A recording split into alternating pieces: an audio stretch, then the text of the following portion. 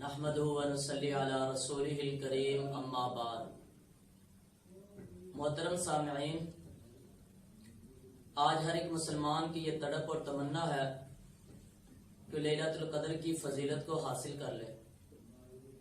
और यकीनन ये तड़प और तमन्ना दिल में होनी भी चाहिए और साथ रब से दुआ भी करनी चाहिए कि अल्लाह हम सबको इस लैलतुल कद्र की फजीलत हासिल करने की तौफीक अता फरमाए। वैसे रमजान मुबारक की हर घड़ी बड़ी फजीलत के हामिल है, लेकिन आखिरी अशरे को एक खास मुकाम और मर्तबा हासिल है। चनाचे यही वजह है कि नबी अकरम सल्लल्लाहु अलैहि वसल्लम जितने इबादात में ज्यादा मेहनत और मुशक्कत इस अशरे में करते थे, इतनी ज्यादा मेहनत और मुशक्कत बाकी अय्याम में नहीं करते थे। जिसकी एक खास वजह यह भी है कि इस अशरे में एक ऐसी रात है जो 1000 महीनों से भी ज्यादा अफजल है, और उस रात अल्लाह रब्बुल इज्जत ने अपनी बाबरकत किताब कुरान मजीद को नाजिल फरमाया है। तो इस कदर शान और मुकाम वाला ये अशरा और ये रात है,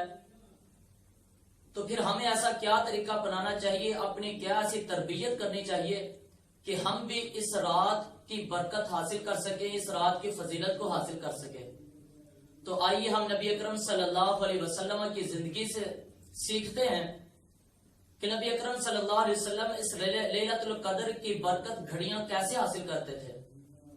चनाचे सहीह बुखारी में रवायत मौजूद है कि सैयदना अबू सईद खुदरी रजी अल्लाह तआला अन्हु बयान फरमाते हैं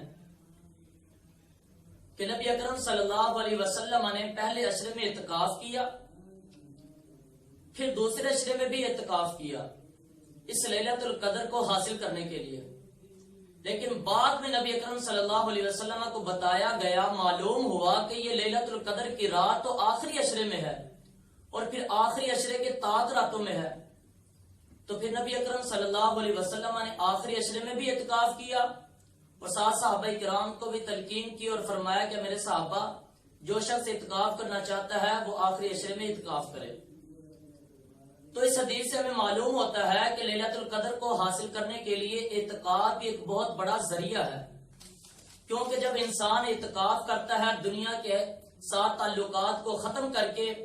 मस्जिद में आकर के रब की इबादत करता है, जिक्र अज़कार में अपने आप को ज्यादा से ज्यादा मसरूफ रखता है, कुरान मजीद की ज्यादा से ज्यादा तिलावत करता है, और ये तमाम चीजें अल्लाह रब्बुल इज्जत का कुर्ब का जरिया है और लैलतुल कद्र को हासिल करने का जरिया है। तो आइए ये इत्काफ 1-2 दिन में शुरू होने वाला है, तो हम सबको चाहिए कि हम लैलतुल कद्र को हासिल करने के लिए इत्काफ भी करें। अल्लाह हम सबको अमल करने की तौफीक अता फरमाए।